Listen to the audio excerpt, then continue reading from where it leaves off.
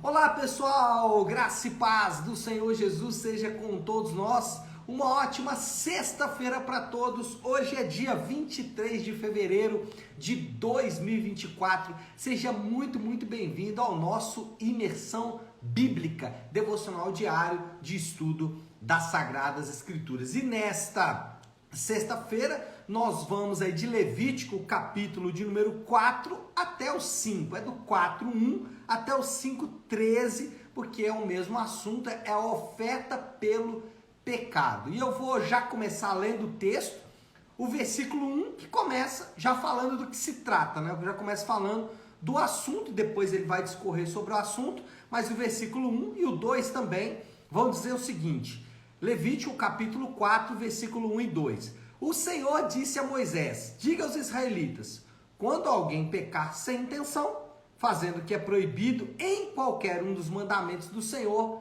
assim se fará. Ou seja, o que a gente tem agora é uma descrição do que deverá ser feito quando os israelitas, quando o povo de Deus pecasse. A passagem ela pode ser dividida em 5 partes, mostrando aí os detalhes desta oferta pelo pecado.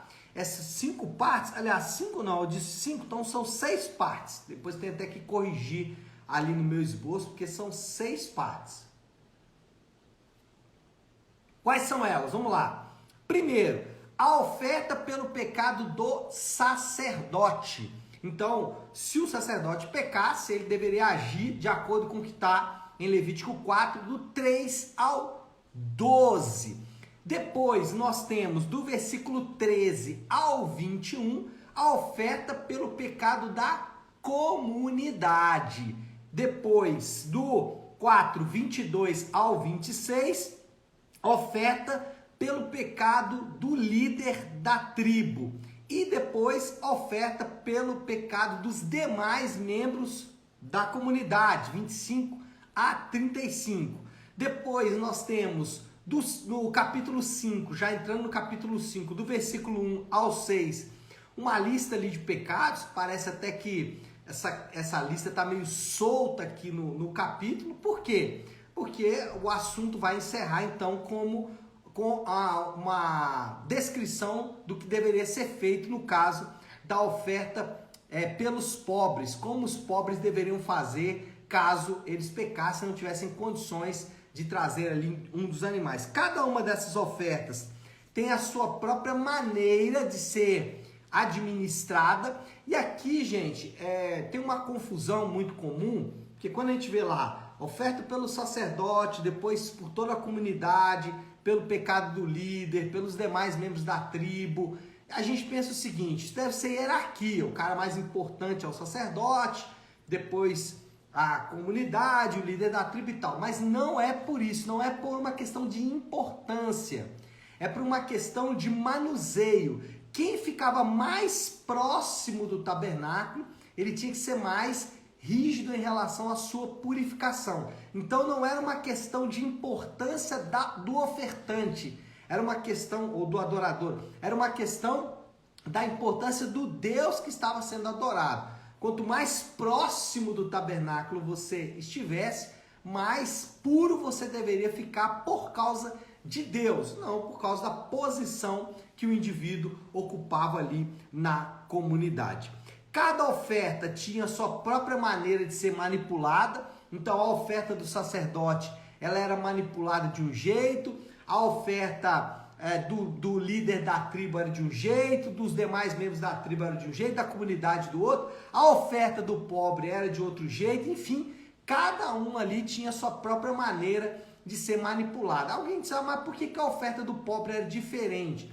Era só por uma questão financeira mesmo. Por exemplo, alguém que tivesse mais condições, ele ia dar ali um novilho ou um boi, né? Mas o pobre às vezes não tinha condições de fazer isso. E ele não deveria ser perdoado seu pecado? Deveria. Você vê que o problema da pessoa não era ser pobre, né? Isso aí, qualquer um pode passar por essa situação. A questão era, o problema era o pecado. E o pecado tinha seu perdão quando o pobre também fazia ali a sua própria oferta. Mas, como eu estava dizendo, cada oferta tinha a sua própria maneira de ser manipulada. Então, o sangue ele era manipulado de determinada maneira, dependendo da oferta. As vísceras, né, ali a parte da gordura do animal era de outro jeito. A carne também era de outro jeito. É muito interessante isso, porque no caso do sacerdote e do líder da tribo, essa carne ela deveria ser toda queimada. Mas no caso das outras ofertas, aí o sacerdote podia ficar com essa carne, ingerir essa carne. Lembrando que a tribo de Levi, né, os levitas, eles não iriam trabalhar, eles não iam plantar campos e tudo mais. Então eles dependiam destas ofertas para a própria subsistência. Mas isso a gente vai ver um pouco mais à frente aqui no nosso relato aí, não só de Levítico, mas de todo o Pentateuco. Agora, uma coisa é claro, e aí a gente tem que entender. Por mais que a gente olhe para tudo isso e ache um pouco estranho, né, principalmente por causa aí dos animais e tudo mais, só que o processo de perdão, ele não muda. O processo de perdão, no entanto, ele continua o mesmo. Lá em Hebreus, o autor de Hebreus vai dizer que o que acontecia no passado eram sombras da realidade. Então, o que os israelitas estavam fazendo aqui era um ato que apontava para uma realidade. Realidade essa que acontece em Jesus, daqui a pouco a gente vai ver isso, só que o ponto é dizer que o processo de perdão era o mesmo. Qual era o processo de perdão? Está aqui no capítulo 5, versículo 5, diz assim: quando alguém for culpado de qualquer uma dessas coisas, olha o que ele falar. O que ele fará? Confessará que pecou e pelo pecado que cometeu trará ao Senhor uma ovelha e uma cabra do rebanho como oferta de reparação em favor do culpado. O sacerdote fará propiciação pelo pecado. Então o que a gente tem? Confissão, reparação e também arrependimento. Confissão, reparação e arrependimento. No Novo Testamento, a coisa continua a mesma. Confissão, você deve confessar os seus pecados. Arrependimento, você deve abandonar os seus pecados. E reparação. Como que é feita a reparação pelo pecado? Aí é que entra o nosso referente. No Novo Testamento, nós encontramos diversos textos que vão fazer exatamente o referente entre essa oferta pelo pecado prescrita aqui em Levítico com o nosso Senhor Jesus. Jesus, ele é a oferta pelo pecado. Lembra que a gente tem aqui já o holocausto, a oferta de cereal, a oferta de comunhão e a oferta pelo pecado. Se tem um referente no Novo Testamento, é a chamada oferta pelo pecado. Eu separei um texto aqui que é Romanos capítulo 8, versículo 3, Romanos 8, 3, que vai falar exatamente que Jesus é a oferta pelo pecado. Linguagem essa aqui de Levítico. Olha aí, Romanos 8, 3. Porque aquilo que a lei era incapaz de fazer, visto que estava enfraquecida pela carne, Deus o fez enviando o seu próprio Filho em semelhança à carne pecaminosa, como oferta pelo pecado. Então, olha só, o apóstolo Paulo descreve Jesus como esta oferta pelo pecado prevista aqui em Levítico, capítulo de número 4 e 5, né? 4 e 5, do 1 ao 3, do 1 ao 13, aliás. Mas qual é o ponto? O ponto é que existe aqui esse referente. Lembra que eu sempre gosto de dizer isso? Eu não posso fazer as associações do Antigo e Novo Testamento aleatoriamente, por vontade própria, né? A questão aí da tipologia, isso tem que ser feito com muito cuidado, mas nesse caso, os referentes, as associações são diversas e muito claras, mostrando aqui exatamente que existe uma associação entre a oferta pelo pecado e Jesus. A ideia aqui é que Jesus, ele é a oferta pelo pecado, oferta definitiva, ou seja, de uma vez por todas, plena, ou seja, completa, sem necessidade de qualquer complemento. E isso aqui é importante porque alguns grupos vão completar a oferta de Cristo com seus atos, com seus méritos. Eu estou dizendo grupos cristãos mesmos. Mas nós não encontramos isso no relato do Novo Testamento. Jesus, ele é a oferta completa, definitiva e também é a oferta definitiva, plena e perfeita. Ou seja, não há necessidade de complementos, ela é definitiva, aconteceu de uma vez por todas. Eu não preciso tentar aqui fazer complementos a essas ofertas. A oferta de Jesus pelo pecado. Quem são os beneficiados? Aqueles que confiam nele. Isso é um ponto importante. Somente aqueles que confiam nele podem receber o benefício da sua oferta pelo pecado. Agora, o que a oferta pelo pecado significa? Significa, como o texto disse aqui, capítulo 5, que o sacerdote fará propiciação pelo pecado. Significa o perdão completo dos pecados, e esse é o ponto da nossa aplicação de hoje. Pensar um pouco sobre o perdão dos pecados. A gente meio que passa por isso, a gente não dá muita importância, né? E às vezes a gente pensa que o perdão dos pecados é só uma questão lá de resolver com o Senhor no dia do julgamento, no dia que estivermos diante do Senhor, ou até mesmo aconteceu já no passado e tal, ou então quando eu erro, né? Então a questão do o perdão dos pecados é quando eu erro e tal, mas é muito mais amplo do que isso. Perdão de pecados significa, primeiro, a completa libertação da punição da lei. Então, o crente, ele é alguém realmente livre. Isso é importante porque existe uma tendência de pensar que o crente é alguém que vai estar preso, que ele não pode fazer tudo. Na verdade, é o contrário. O cristão, ele está completamente livre das punições da lei. A lei já não é mais a sua base condenatória. Ele está agora completamente livre. Por isso que a gente vai ouvir muito na Bíblia a expressão da libertação. E é exatamente isso. Uma vez que Jesus é a oferta pelo pecado, a punição da lei não cabe mais para aqueles que estão em Cristo Jesus. Então, o perdão dos pecados, como eu disse, é muito mais do que essa questão que a gente passa por ela de maneira subjetiva ou de maneira rápida, sem pensar muito. É libertação completa da punição prevista na lei. Outro ponto aqui, outro significado importante do perdão dos pecados é que, vou usar a expressão do apóstolo Paulo, até inclusive em Romanos capítulo 8, eu li o versículo 3, mas o versículo 1, ele começa dizendo assim: não existe mais condenação para os que estão em Cristo Jesus. Olha só, por que não existe mais condenação para os que estão em Cristo Jesus? Romanos 8:1.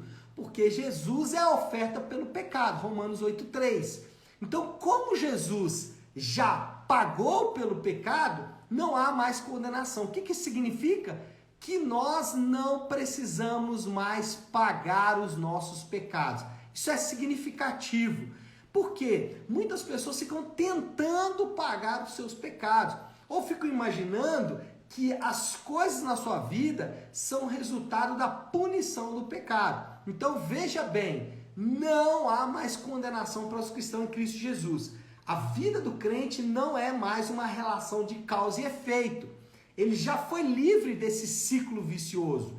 Ele já foi livre dessa condição que alcança de maneira geral as pessoas. Para o crente não há mais condenação. Por quê? Porque a oferta do pecado foi entregue por ele. Então não precisamos mais pagar os nossos pecados. Tire isso da sua cabeça. Eu estou pagando os pecados do meu passado, dos meus antepassados. Não existe isso. Para aqueles que estão em Cristo não existe isso. Outra coisa, perdão dos pecados significa o quê? Esperança de futuro. Irmão, se alguém tem esperança nessa terra, é o cristão. Aquele que tem os seus pecados perdoados.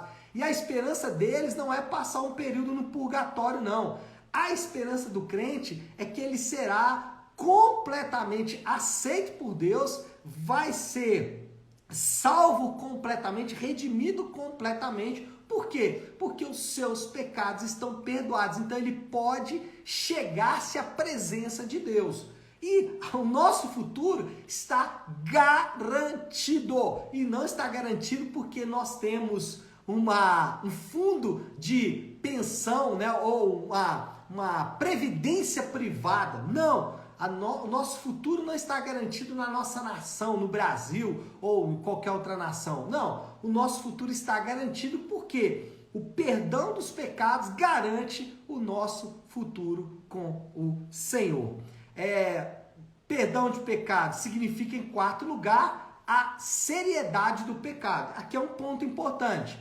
Ótimo tudo isso que eu acabei de falar, daqui a pouco eu vou falar sobre adoração também, só que a maneira como aqueles que foram perdoados lidam com o pecado é diferente daqueles que não foram perdoados. Vou explicar isso. Para quem não foi perdoado, o pecado é um perigo. A ideia é de não brincar com fogo. Então, quem não foi perdoado, o pecado para ele é um perigo. Por quê? Ele pode cometer o pecado ali, e muitos vão se arriscar, né, cometendo pecado. E por quê? Porque eles têm medo de qualquer coisa que aconteça com eles, eles serão punidos. É um perigo o pecado. O cristão, ele entende a seriedade do pecado. O pecado não é um perigo, é uma coisa séria, no sentido de que levou o seu Salvador para morrer em seu lugar. Então, para o cristão, a visão em relação ao pecado não é sobre o perigo, mas sobre a sua seriedade. Como é séria a questão? A questão não é uma questão de segunda monta, a questão não é uma questão secundária que eu posso lidar de qualquer maneira, não. É uma questão séria, não é uma questão tão primária, não é uma questão tão insignificante como muitos vão tratar, não. É uma questão séria. E por último, perdão de pecados gera ou produz, pelo menos deveria produzir em nós, adoração ao Senhor. O cristão, ele deve olhar para a fé cristã e não enxergar a fé cristã como se ela fosse arreios, como se ela fosse maneiras de colocá-lo ali dentro de um sistema, né? Não, a fé cristã, ela é motivo de adoração para os que estão em Cristo Jesus. Por quê? Porque a nova vida proposta pelo Senhor é uma vida em que aquilo que é muito sério, que é o pecado, foi completamente resolvido pelo Senhor. Então, o cristão é alguém que vive em adoração o tempo inteiro. A obrigação do cumprimento da lei já passou. É muito comum quando você se depara com alguém e ele já vai logo falando para você assim: você é cristão? Então você não pode beber, você não pode fumar, você não pode fazer sexo, você não pode isso, você tem que dar o dinheiro para o pastor. Por quê? Porque na cabeça dele existe uma obrigação que a lei está impondo para ele. Ele vive assim, ele vive debaixo de leis severas na sua própria vida. O cristão não, ele faz tudo isso. Ele para, ele começa, ele deixa, ele faz tudo, não porque é obrigado, mas em adoração ao Senhor. Tá certo, pessoal? Acho que é isso, né? Deu para falar bastante aí.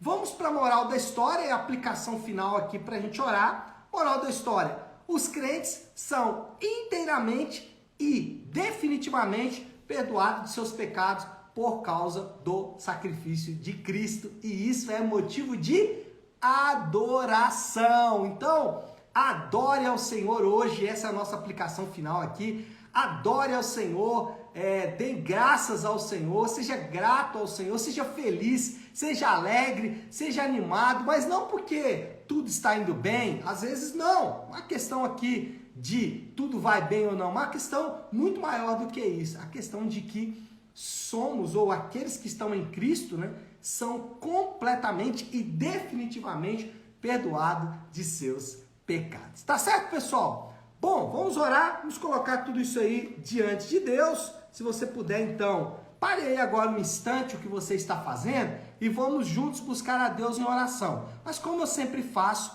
Na sexta-feira, eu gosto de encerrar a nossa semana de devocionais com a oração que o Senhor nos ensinou, com a oração do Pai Nosso. Vamos lá? Pai nosso que estás nos céus, santificado seja o teu nome, venha o teu reino, seja feita a tua vontade, assim na terra como no céu. Dá-nos hoje o nosso pão de cada dia, perdoa as nossas dívidas, assim como perdoamos aos nossos devedores, e não nos deixes cair em tentação, mas livra-nos do mal, porque teu é o reino, o poder e a glória para sempre. Amém. Amém, pessoal? Bom, então é isso. Nós vamos ficando por aqui. Só deixando um aviso importante para vocês. Amanhã, na nossa Igreja Nave, sábado, nós temos a nossa Escola da Nave especial, onde a gente vai tratar sobre a Bíblia. Vamos tratar sobre possíveis erros, contradições que alguns acusam a Bíblia. Vamos falar da sua inspiração divina, como se deu o fechamento do cânon, como a gente chegou nos 66 livros que nós temos. Enfim, amanhã a gente vai falar sobre Bíblia e você, meu convidado especial, está aberto para todas as pessoas a partir das 13 horas na nossa Igreja Nave, Rua Maria Carolina Campos, número 28, tá certo? Inscrição gratuita, não tem qualquer custo, é só chegar que você vai ser muito bem-vindo, tá bom? Pessoal, então é isso, nós vamos ficando por aqui, que Deus te abençoe, uma excelente sexta-feira para todos, um final de semana abençoado, fiquem com Deus.